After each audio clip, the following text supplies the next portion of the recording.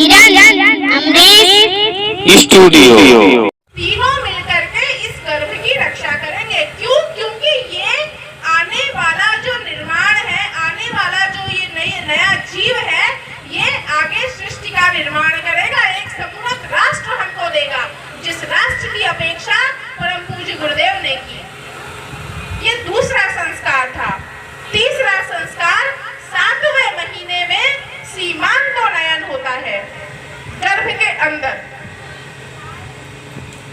जो कि सही प्रकार से प्रसव हो जाए, ऐसी अपेक्षा की जाती है कि प्रसव जो है वो बहुत सही तरीके से हो, उसमें कोई दिक्कत ना हो। इसलिए सीमांतोन्नयन संस्कार का प्रतिस्थापन किया गया। और ये हमारे गुरुदेव ने, चूंकि 3 संस्कार 3 बार अलग अलग करने पड़ेंगे, ऐसा सोचकर हम एक संस्कार भी नहीं करते। जय हो। एक संस्कार भी नहीं करते, हमको पता ही नहीं होता। तो हमारे गुरुदेव ने ये तीनों संस्कार जो गर्भ के अंदर होते हैं, उनको तीनों को मिलाकर के एक संस्कार उसको कर दिया और कहा कि बहनें जो हैं पुंसवन संस्कार के माध्यम से अपने गर्भ में पल रहे शिशु को अच्छे संस्कार देंगी। हम आप सभी अभिमन्यु की कहानी जानते हैं। जी, अभिमन्यु ने चक्रव्यूह के अंदर घुसना अपने माँ के गर्भ से ही सीखा था, और जरूरत पड़ने पर वो अंदर पहुंचे भी। लेकिन जब उनकी माँ को जागना था और चक्रव्यूह से बाहर आने की कथा सुननी थी, तब वे सो गई तो बच्चा भी सो गया अंदर।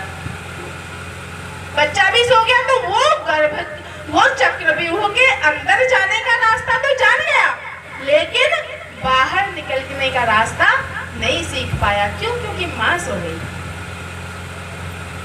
तो माँ जैसा सोचती है, जैसा आचार विचार करती है, वैसे ही संस्कार, वैसे ही डीएनए, वैसी ही कोशिकाएं बच्चे के अंदर बननी शुरू हो जाती हैं। हम आप प्रहलाद की कथा जानते हैं। हिरण्यकश्यप जैसे राक्षस के घर में प्रहलाद जैसा धर्मात्मा उत्पन्न हुआ माँ की वजह से। उनकी माँ हरि नाम का जप करती थी और उनकी माँ से ही वो गर्भ में प्रहलाद हरि नाम का जप करने लगे। तो जैसा आहार विचार आचार जैसा हम खाएंगे, हम कई बार हम लोग कहावतें भी कहते हैं, जैसा खाए मन वैसा, जैसा खाए अन्न वैसा होए मन। तो जैसा माताएं बहनें सोचेंगी, वैसा ही गर्भ में आप अपने शिशु को गढ़ सकती हैं, वैसा ही महामानव बना सकती हैं। एक कहानी आती है रानी मदालसा की।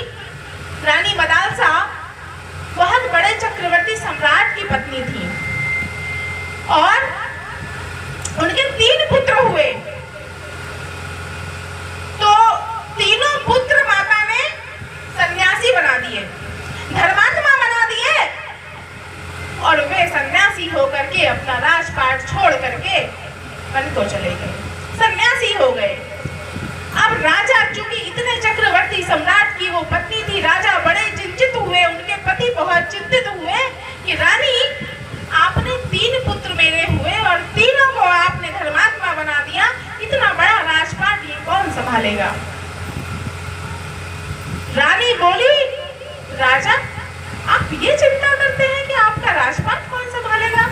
आप बिल्कुल निश्चिंत होइए, मैं आपको आश्वासन देती हूँ, मैं आपसे ये प्रतिज्ञा करती हूँ कि हमारी जो चौथी संतान होगी, वो जैसा आप चाहते हैं मैं वैसा ही आपको दूंगी।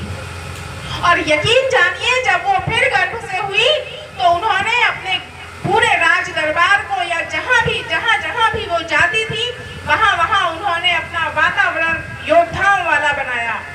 जहाँ अपने राजभवन में उन्होंने वीर योद्धाओं की बड़ी तस्वीरें लगानी शुरू करी, बड़े योद्धाओं की, बड़ी युद्धों की कहानियां पढ़नी शुरू करी, बड़े शूरवीरों की कथाएं पढ़नी शुरू करी। और और वैसे ही कटार लेकर के वो चलने लगी और चिंतन मनन में उनके वही योद्धाओं वाली, शूरवीरों वाली जो है बातें वो चिंतन मनन करने लगी। और यकीन जानिए जो चौथी संतान हुई उनकी चक्रवर्ती सम्राट हुई, शूरवीर राजा हुआ। तो ऐसी हमारी ऐसी न जाने कितनी कहानियां पड़ी हुई हैं। कभी और मौका लगेगा तो और मुझे सुनाने का मौका मिलेगा तो मैं सुनाऊंगी, पर आज हमारे पास समय कम है। तो आपसे विनम्र आग्रह है कि हम बदलेंगे, युग बदलेगा, हम बदलेंगे, युग बदलेगा। इस बात को हमको आत्मसात करना पड़ेगा, हमको अपने मनः स्थिति में इस बात को बैठाना पड़ेगा। किरण अमरीश स्टूडियो।